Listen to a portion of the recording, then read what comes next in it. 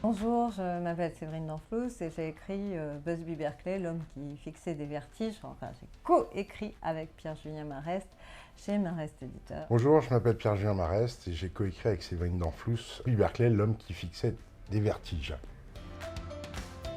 Ça faisait très longtemps qu'on voulait écrire un livre ensemble. On travaille ensemble depuis nos débuts.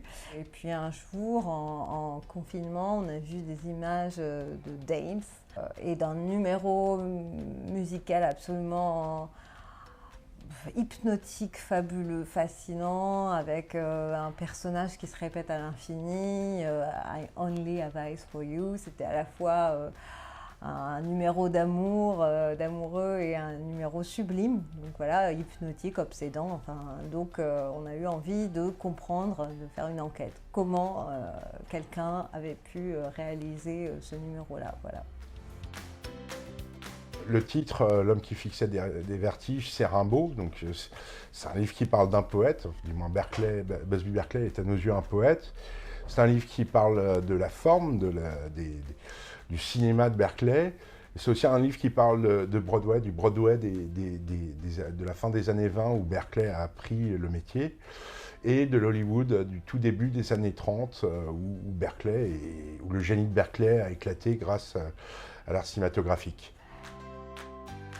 C'est un génie de la forme, un mec étouffé par sa mère, un grand alcoolique, le premier roi de la comédie musicale.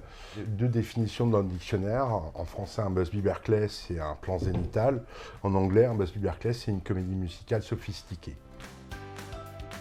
Alors d'abord parce qu'elle a irrigué la culture populaire, on pourrait dire, les vidéoclips, la publicité.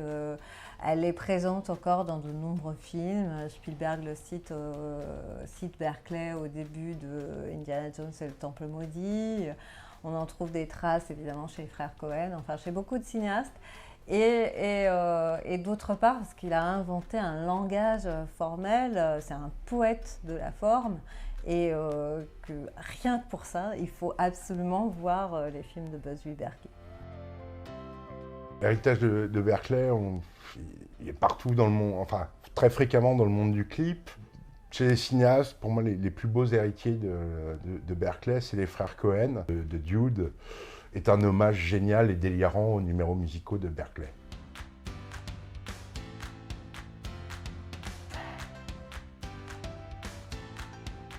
En fait, j'ai triché, je triche. Véronica Lake, j'aimerais bien moi, mais c'est pas tout à fait une de ces girls. Ruby Killer, évidemment.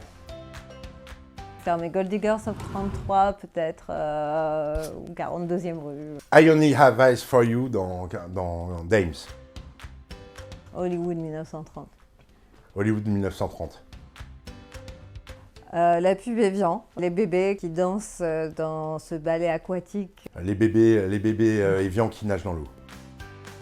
Celui qui recommande 8 heures de sommeil avant minuit parce que j'en rêve. Le bain de soleil tous les jours.